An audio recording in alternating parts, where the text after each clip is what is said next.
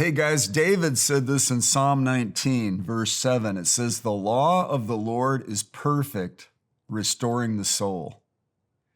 The testimony of the Lord is sure, making wise the simple. The precepts of the Lord are right, rejoicing the heart.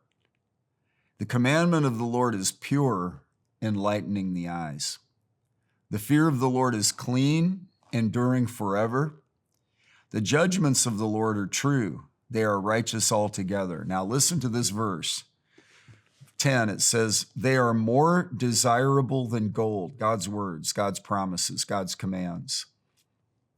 They are more desirable than gold, yes, than much fine gold, sweeter also than honey and the drippings of the honeycomb. Moreover, by them your servant is warned. In keeping them, there is great reward. Wow. This verse, it made me think about God's word being more desirable than gold. And because the gold standard, Fort Knox in America, the Federal Reserve System, the basis of our dollar was rooted in the tangible precious metal, gold actually and silver. And they used to make dimes, quarters, half dollars, and silver dollars out of silver. And they had the dollar was a banknote that represented a tangible amount, a dollar's worth of gold. I remember when I was a kid, gold at some point, it was illegal to own for a while, and then it became legal to own, and I think I remember it was $32 an ounce or something like that. But now it's like over $2,000 at this recording. And in the Bible days, gold, it was as precious then as it is now. It's interesting. These minerals in the ground, gold, silver, copper,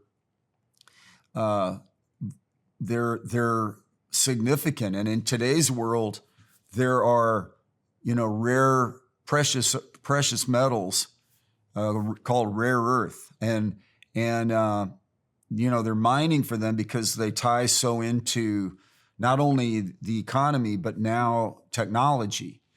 So like, for example, the precious metal of platinum. Scientists figured out that in the internal combustion engine that burns gasoline, petroleum-based explosive fuel, that it translates into energy and power and moves the drivetrain of a vehicle. I've been watching old photography of the turn of the last century, where in New York, in Manhattan, you see rail car tracks, you see horse and buggy, and you see these old, original cars, all like driving and weaving through. And I thought, wow, this was a transition from the horse to the horsepower of a car. They still call it horsepower. How much horsepower does your engine have? Well, I'm getting off on this, but I got to get back to the gold. How did I get off on that? Oh man, that's funny. So I get back to the gold. Gold is desirable. Yeah, the platinum on the catalytic converter could turn toxic fumes into harmless vapor.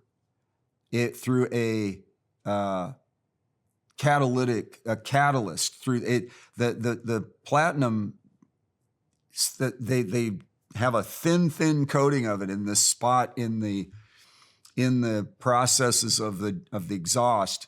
And it's actually changed. It's been a game changer to reduce photochemical smog in the world. And it's based on that precious metal. Now, my wife, on our 30th anniversary, she gave me 2 gold rings and a platinum ring. And this gold is a high carat gold. It's really yellowy.